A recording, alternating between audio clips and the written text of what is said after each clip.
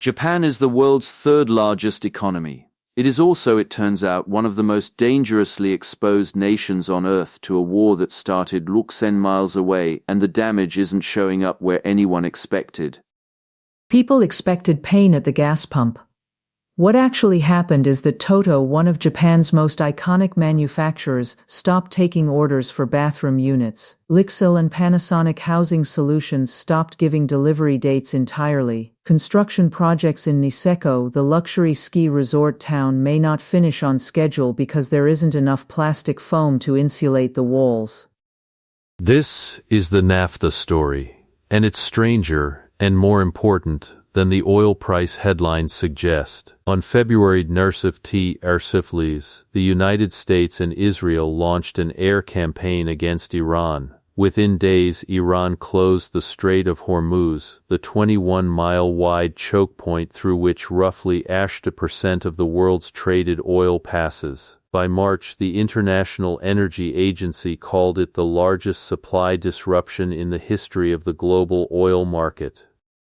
Japan's Prime Minister Sanae Takaichi announced a release of 8 million barrels from Japan's strategic oil reserves, equivalent to 15 days of domestic demand. The IE coordinated a global reserve release of 8 million barrels, the largest ever. Prices stabilized, the crisis appeared to be managed. But underneath that surface calm, something else was happening in Japan's factory districts. Naphtha is a petroleum-derived feedstock. Think of it as the raw material for raw materials. It cracks into ethylene and propylene, the building blocks for plastics, synthetic rubber, paint solvent, adhesives, and coating materials. Almost every manufactured object in a modern economy depends on naphtha somewhere in its supply chain. Japan imports around 80% of its naphtha from overseas. Of that, it sources roughly 40% from the Middle East, directly through the Strait of Hormuz. The closure didn't just cut Japan's oil supply. It cut the supply chain for plastic. By late March, according to Bloomberg, raw material deliveries to some manufacturers had dropped to roughly half of normal levels. In some cases, they had stopped entirely. 6 out of Japan's 12 ethylene plants, the facilities that crack naphtha into plastics feedstock, had already started reducing output. Over 2% of contractors across Japan reported solvent shortages. Paint manufacturer Kansai Paint announced price increases of 30 to 40%. Toto, the company whose toilets and modular bathrooms define Japan's reputation for precision manufacturing, halted orders for some products, citing difficulty securing the adhesives used to attach films to walls and ceilings. Japan's vulnerability here is not a surprise to people who study energy security. The numbers have always been stark. According to Japan's Ministry of Economy, Trade and Industry, 14% of Japan's crude oil imports came from the Middle East as of January 2026. About 94% of those imports transited through the Strait of Hormuz. No other G7 economy has a dependency this concentrated. Germany imports oil from Norway, Russia, and Central Asia. The United States produces more than it consumes. Japan has essentially one energy supply route. In a January New Earth analysis, the Nomura Research Institute modeled what a complete Hormuz blockade would mean. Crude oil prices could reach $60 per barrel. Japan's real GDP could fall 10% and consumer price inflation could rise by more than each percentage point on top of existing inflationary pressure. That's not a recession scenario. That's the beginning of something uglier. The Bank of Japan, which had spent much of early Nissan signaling interest rate increases, abruptly shifted tone. In its April meeting, the BOJ held rates steady while cutting its fiscal year Nissan growth forecast to 8% down from 8% and raising its core inflation outlook to 8%. Governor Ueda specifically cited the Iran conflict as a risk factor that was difficult to model. Economists at Deloitte and Vanguard noted the phrase that nobody in Japanese economic policy wants to use stagflation risk. The LNG crisis added another layer. Qatar Energy, after an Iranian strike damaged the Ras Laffan liquefaction complex, declared force majeure on long-term contracts including to Japan's JRA, the country's largest LNG importer and power producer. Asian spot LNG prices hit Narshugu Tenyu no Do per million BTU, roughly triple their pre-crisis levels. Household electricity bills across Japan are projected to rise by approximately 1,500 yen, about Kyushugu-do annually from April. Nisen Nishu Lokten. That's on top of food price increases which are coming partly because plastic packaging costs are rising.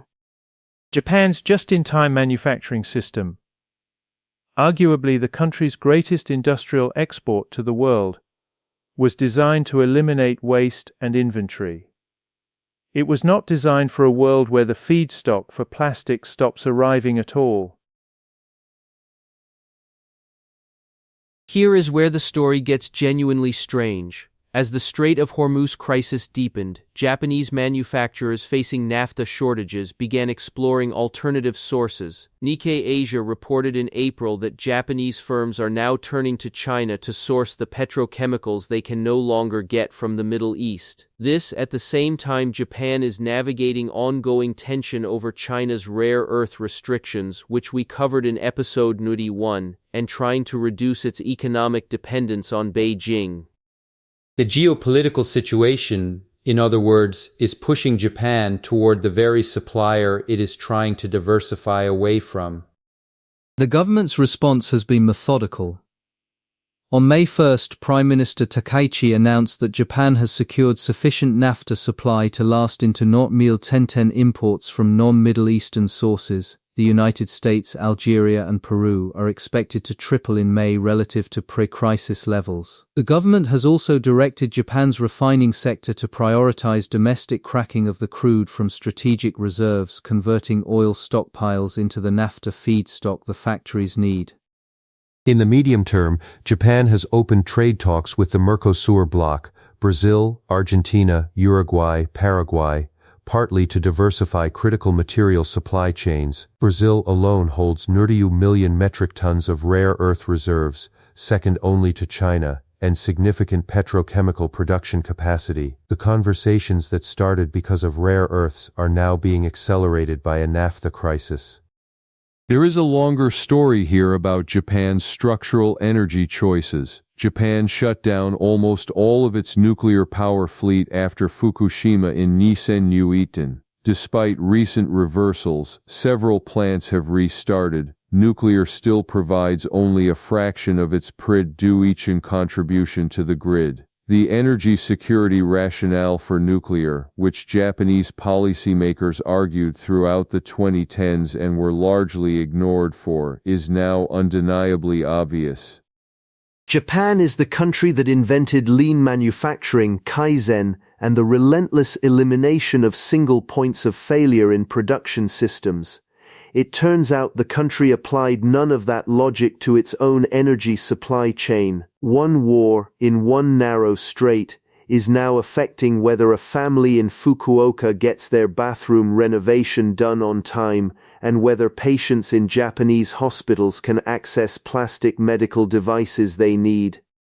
Japan's strategic oil reserves give the country more time than almost any other nation to absorb this shock. 40 days of combined public and private inventory, according to data compiled by the International Energy Agency. The government is diversifying import sources quickly. The naphtha math may improve through the summer.